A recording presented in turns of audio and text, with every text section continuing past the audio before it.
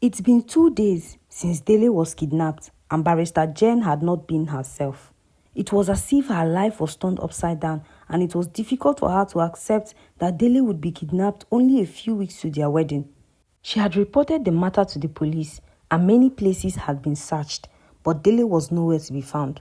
If only he had told me where he was going, I would have known where to start looking for him. But he didn't say anything to me.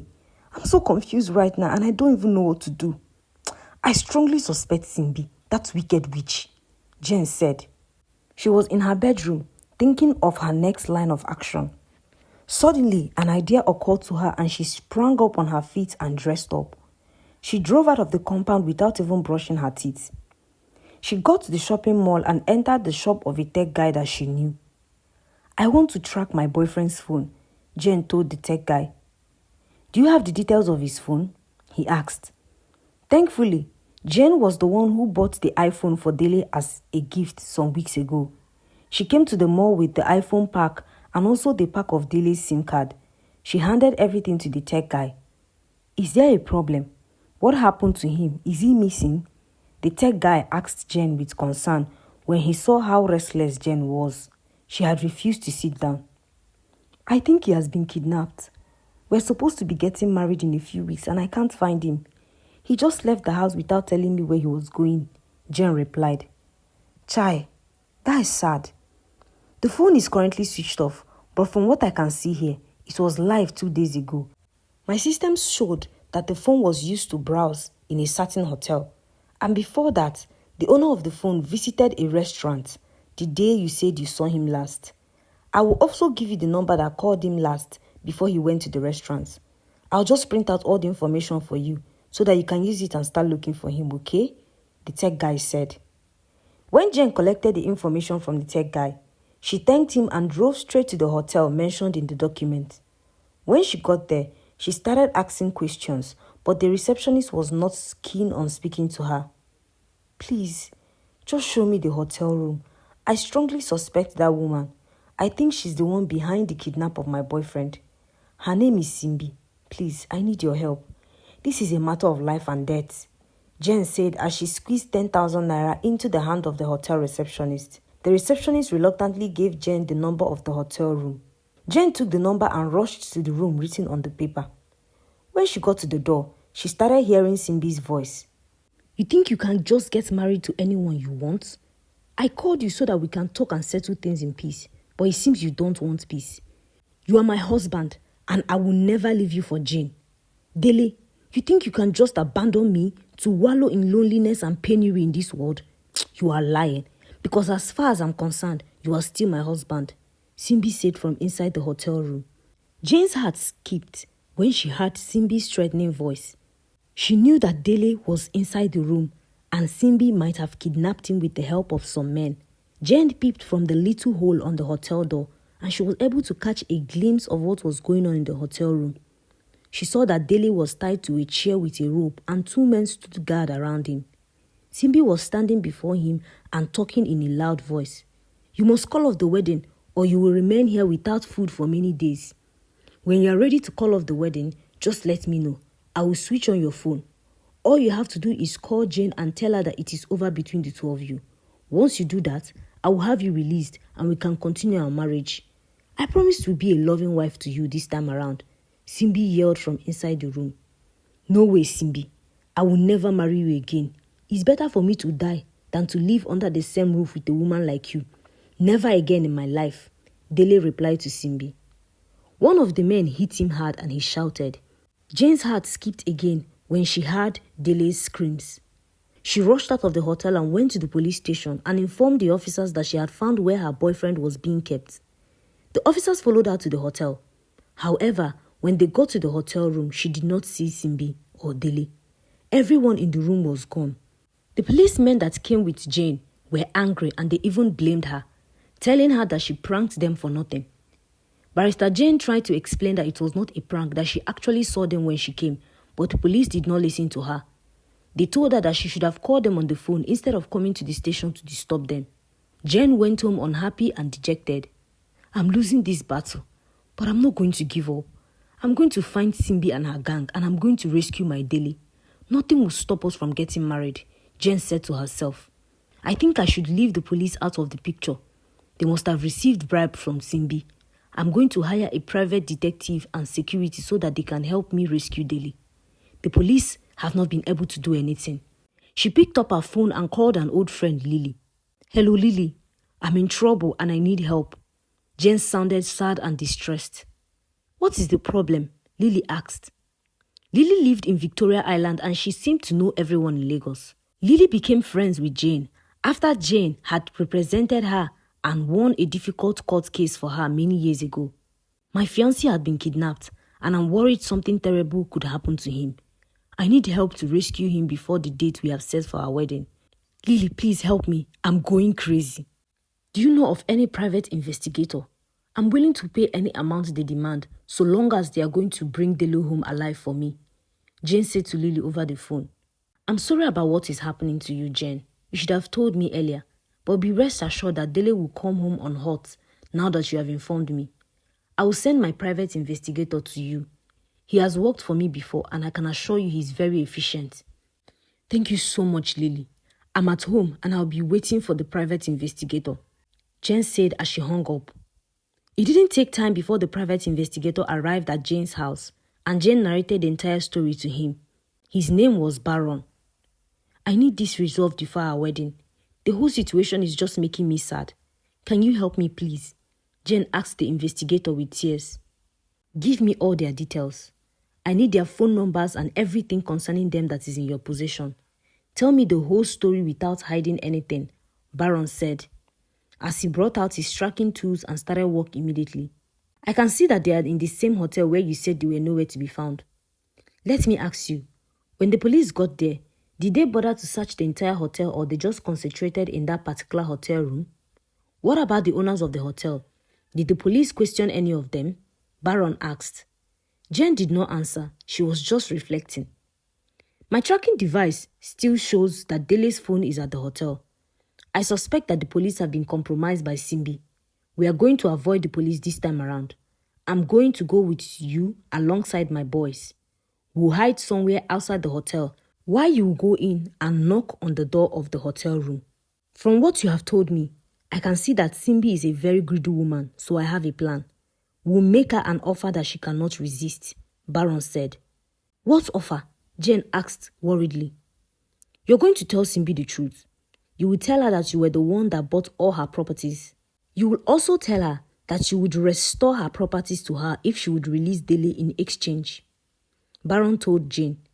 Immediately he said this, her facial expression changed. I don't think I can do that. I bought them from her for millions of naira and I intended to give it to Dele as our wedding gift. You don't understand me yet. Calm down. It's just a trick. We're going to forge the documents of the properties.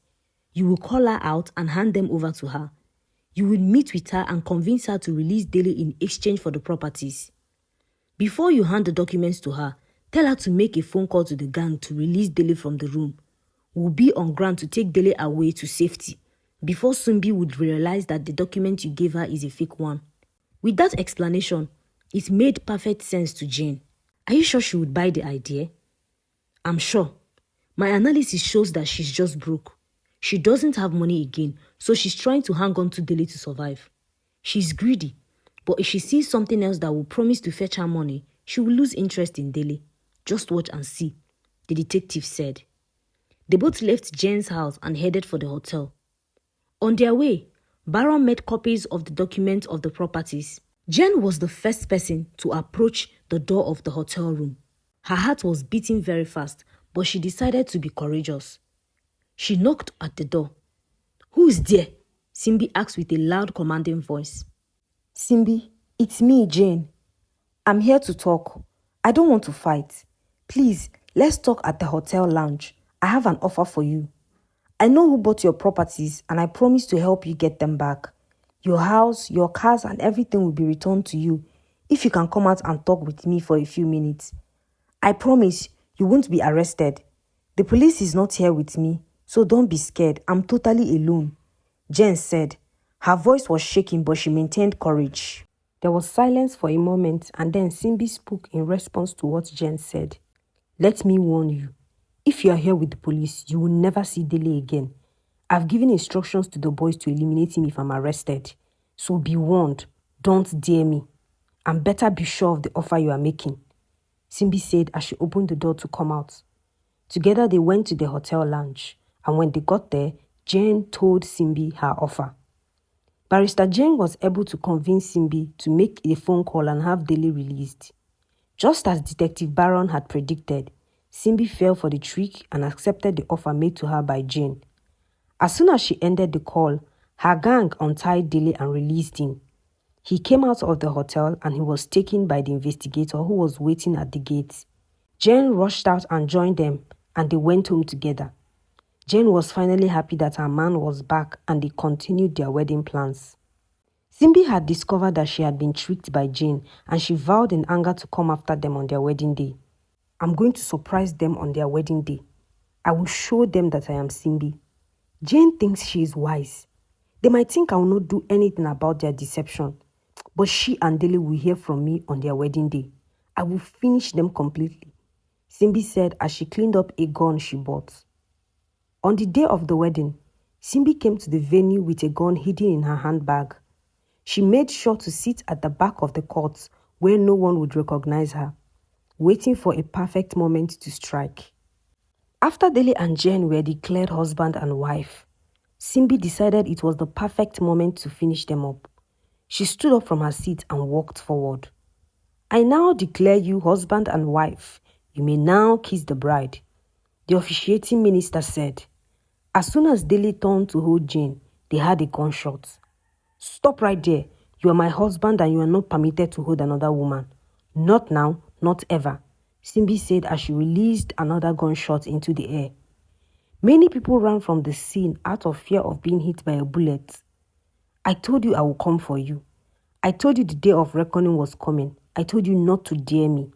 I warned you to call off the wedding, yet you ignored me, and the worst is that you still had the guts to scam me. The two of you conspired and gave me fake documents, claiming I could use them to recover my properties. I'm here to teach you both a lesson. In your next life, you will not play with a lioness like me, Simbi said, pointing the gun towards them. You are not a lioness. Simbi, you are a sheep. In fact, a sheep is wiser than you. Your desperation is going to lead you nowhere. I advise you to drop that gun and quietly leave this place now that you still can. You won't leave this place alive if you try anything funny, Jen said to Simbi. She was furious. Look who is talking. Husband snatcher. You said you would help me divorce my husband. After Dele and I have suffered for many years before he even came to know you, I will not allow you to enjoy the fruit of my labor, Simbi said, and the statement got Dele very angry. You suffered with who? It's like you have gone insane. You that destroyed my life and stole all my properties, you are a very terrible person and your case is irredeemable. You are lost. And like she said, you better leave now that you can. It's a friendly advice from me, your ex-husband, Dele said. This made Simbi more angry. She aimed the gun directly at Dele's chest. Jane pushed Dele away and stood in front of him as if she wanted to take the bullet on his behalf. I will have to die first before I allow you to harm Dele, Jane said. Her voice was shaking, but her courage was unwavering. No, it's me she will have to shoot first before she can harm you, Dele said as he stepped forward again to protect Jane. We are divorced and I'm free to get married to whoever I want, Dele said. He was sweating profusely. That's a lie. You are my husband until I decide otherwise. Now I have decided to eliminate you. If I can't have you, no one would, Simbi said as she pulled the trigger and shot Dele. Dele fell and lay on the floor. Simbi started walking away from the hall, but a bullet hit her from outside when she got to the door. She fell and died. Dele stood up from the floor and hugged Jane. He was not harmed because he was wearing a bulletproof jacket inside his wedding suit. It turned out that Jane and Dele had expected Simbi to come to the wedding venue for a revenge. They made adequate security arrangements. Policemen were stationed outside secretly to monitor situations. Both of them were given bulletproof vests to wear, and that was what saved Dele. They both went home and started enjoying their marriage. I have a gift for you, Jane said to Dele that night. These are documents to your properties. I bought them from Simbi. "It's our wedding gift from me," Jen said. "This is the happiest day of my life. I made a mistake in my first marriage, but my marriage with you is giving me a second chance at life. Jane, I sincerely appreciate you," Dele said as he hugged her passionately. "I thank God she dumped you. If she didn't divorce you, I would not have met you. This is a lesson to everyone. The husband or wife you are maltreating and the one you want to dump might be picked up by another person." They later moved to Dele's house and lived happily ever after. If you enjoyed this story, please like, share with your friends, and leave an encouraging comment.